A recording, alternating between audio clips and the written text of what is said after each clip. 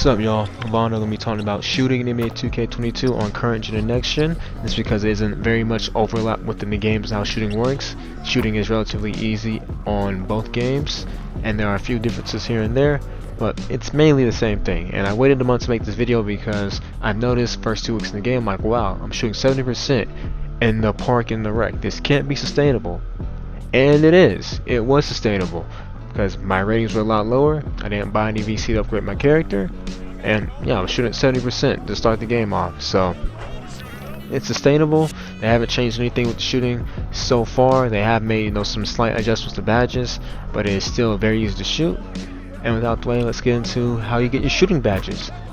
Best way to do this is by grinding out my career in the games, because even though you can do this online, you just can't dictate the amount of shots it's going to take. And when it comes to current gen and next gen, it is a lot easier to cheese the AI on current gen with some jab steps and screens. On next gen, you gotta focus more off ball, calling plays to get the ball for threes, but it's still very effective. And that's how you just get your shot off in my career on current gen and next gen.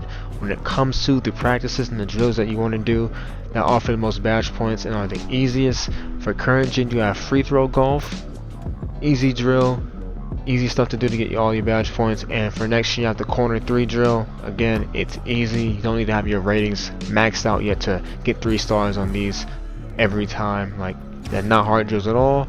And if you know your jump shot, you know your free throw, you should be getting those shooting badges in no time when it comes to practice.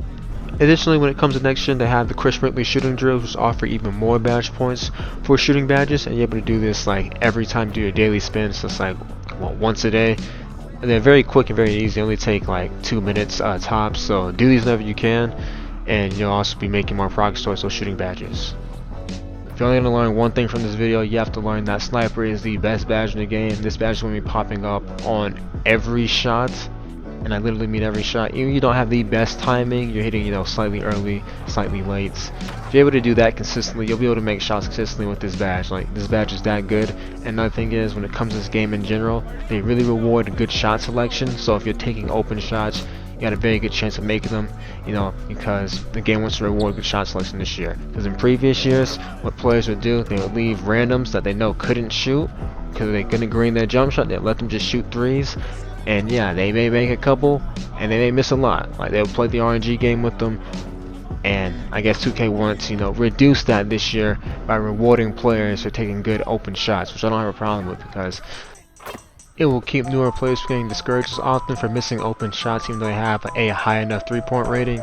And a lot of players in the community still have god-awful shot selection, so hopefully by rewarding people who are taking good open shots, maybe it will reduce that a little bit, but it probably won't. So while glue hands is not a shooting badge, it does help you when it comes to shooting, because you're able to get better catch animations, and with those better catch animations, you're able to get into your shot faster and get your shot off quicker.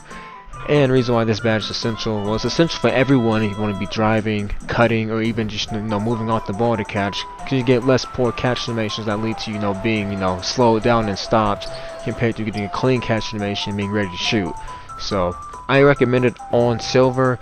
The least you could do is put it on bronze. It's still effective. Bullet passer and high pass actually ties into this as well, because the faster you're able to get the ball and catch it, the faster you're able to get your shot off. So it's really that simple. You put 2 and 2 together. We'll talk about some essential badges now. When it comes to every build that wants to shoot the ball consistently, sniper, blinders, hot zone hunter, those are like the essentials for every build. And then all these other badges start to become playstyle dependent. So if you're a ball dominant point guard, you're going to use mismatch expert, blinders, deadeye, stop and pop. If you are a spot up shooter, use catch and shoot, corner specialist, slippery off ball, things of that nature. If you like to do some mid-range shots, moving shots, you will have difficult shots. Maybe chef if it works for the threes. I don't know if it works for the threes yet. They haven't had any updates on the chef badge. I don't know if limitless threes are working either. So that's that on the essential badges, and you don't need to go very heavy on shooting badges to not have a decent loadout.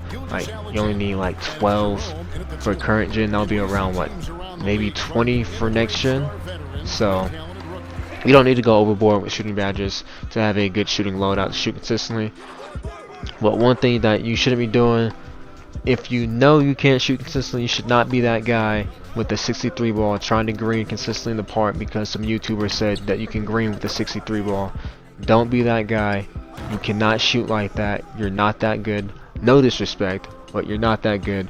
Don't be that guy trying to shoot without the meter with 63 ball when you know you can't green the shot consistently.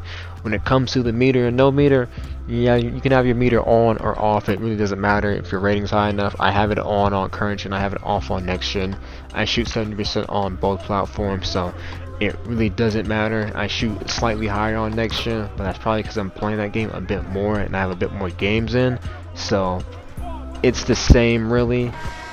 One thing I will point out that are different between the two gens is that I believe that jump shots are faster on current gen because I'm using the same jump shot on both platforms, and on current gen the speed's at normal or 50%, and on next gen the speed's at 75 or quick. So the jump shots seem a bit faster on current gen, but everything else seems about the same when it comes to overall shooting. And when it comes to my closing statement, shooting is very easy in this game. It is easier than NBA 2K20, easier than games like NBA 2K16 where people weren't even gritting shots consistently back then. Like, if you are shooting bad in this game, it's because you're taking bad shots. You just have awful timing, like very late, very early timing the majority of your shots. That's the only reason why you'll be shooting bad in this game. It is very easy to shoot. I recommend you learn your jump shot so you can green consistently and not rely on RNG.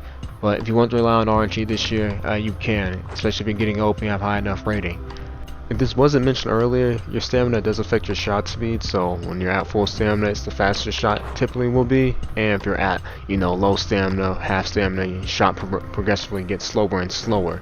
So keep your stamina in mind when you're shooting, because unlike last year, it was just about your spots on the court which determined your shot speed, and your ratings would affect your shot speed as well.